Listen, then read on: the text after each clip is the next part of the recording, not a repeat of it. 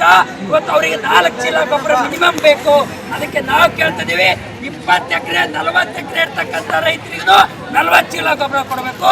10 ಚೀಲ ಇರ್ತಕ್ಕಂಥ ರೈತರಿಗೂ 10 ಚೀಲ ಗೊಬ್ಬರ ಕೊಡಬೇಕು. 3 ಎಕರೆ 2 ಎಕರೆ 4 ಎಕರೆ ಇರ್ತಕ್ಕಂಥ ರೈತರಿಗೂ ಕನಿಷ್ಠ 4 ರಿಂದ 5 ಚೀಲ ಗೊಬ್ಬರ ಕೊಡಬೇಕು. 2 ಚೀಲ ಗೊಬ್ಬರ ಕೊಡ್ತೀನಿ ಅಂತಕ್ಕಂಥ ನೀತಿ ಏನಿದೆ ಇದನ್ನ ಒಪ್ಪೋದಿಲ್ಲ, ಇದನ್ನ ಸಹಿಸೋದಿಲ್ಲ. ರೈತ ಕುಲಕ್ಕೆ ಅಪಮಾನ, ರೈತ ಕುಲಕ್ಕೆ ಅವಮಾನ. ಹಾಗಾಗಿರೋದ್ರಿಂದ ರೈತರಿಗೆ ಸಾಕೋಗೋಷ್ಟು ಗೊಬ್ಬರನ್ನ ನಾವು ಕೇಳಕ್ಕೆ ಬಯಸ್ತೀವಿ. ನಮ್ಮ ಕಲಬುರಗಿ ಜಿಲ್ಲೆಗೆ ಇವತ್ತು 1,500 ಮೆಟ್ರಿಕ್ ಟನ್ನದಿಂದ 2,500 ಮೆಟ್ರಿಕ್ ಟನ್ ಅಟ್ಲೀಸ್ಟ್ ಸಮಾಧಾನ ಮಾಡಬೇಕಾದ್ರೂ ಕೂಡ ಇನ್ನೂ 2,500 ಮೆಟ್ರಿಕ್ ಟನ್ ಗೊಬ್ಬರ ಬೇಕು. ಅದಕ್ಕೆ ನಾವು ಕೇಳಕ್ಕೆ ಬಯಸ್ತೀವಿ.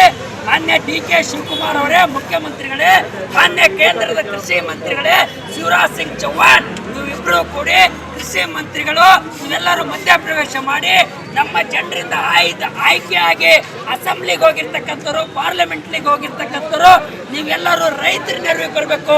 AC ರೂಮ್ನಲ್ಲಿ ಕೂತು AC ಕಾರ್ನಲ್ಲಿ ಓಡಾಡ್ತಕ್ಕಂಥವ್ರು ಬಿಸಿಲೇರಿ ಬಾಟ್ಲಿ ಸರ ಏನು ಮುಂಜಾನೆ 6:30 ಹೇಳಿ ಬಂದೇವ್ರಿ. 10 ನಿಂತೇವ್ರಿ, ಏನು ಸಿಗಲಿಲ್ಲ. ಆಯಿತು 10 ನಮ್ಮ ಮನೆ ಬಿಲ್ರಿ ಇಲ್ಲಿ ಎಲ್ಲಿ ಇರ್ಬೇಕು ರೀ, ಊಟ ಇರಬೇಕು.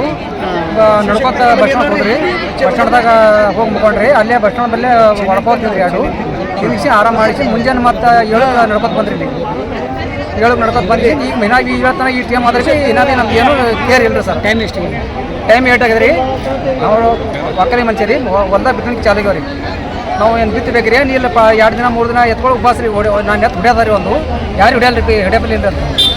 ಅದಕ್ಕೆ ನೀರಿನ ಮೇವು ಯಾರು ಮಾಡೋದು ರೀ? ಅದು ಸ್ವಲ್ಪ ನನ್ನ ಮನೆ ಮುಗೋದಲ್ಲ ಸರ್. ಅದು ಸಾಯಬೇಕಿನ ಅದು 2 ದಿನ ನೀನು ಉಪವಾಸ ಹೋಯ್ತು ರೀ. ಇವತ್ತೊಂದು ದಿನ ಉಪವಾಸ ಹೋಗ್ತಾರೆ. 2-3 ದಿನ ಅದಕ್ಕೆ ನೀರ ಮೇವು ಹೋಗಿರೋದು ಮತ್ತು ಅದು ಯಾಕೆ ಬದುಕತ್ತಾರೆ ಸರ್? ನಾವು ಇಟ್ಟು ಬೈದೆ ಅನ್ನೋದ್ರ ಅದು ಯಾಗ ಮತ್ತು ಒಕ್ಕಲಿಯರ ಹೆಸರು ಇಡ್ತಾರೆ ರೀ ಗೌರ್ಮೆಂಟ. ಏನು ಒಕ್ಕಲಿ ಏನದ್ರ ಧರ್ಮ ಹೊಡಲ್ರಿ ನಮ್ಮ ಸರ್ ಲಕ್ಷ್ಮಣ ರೈ ಹಿರಿ ಪೂಜಾರಿ.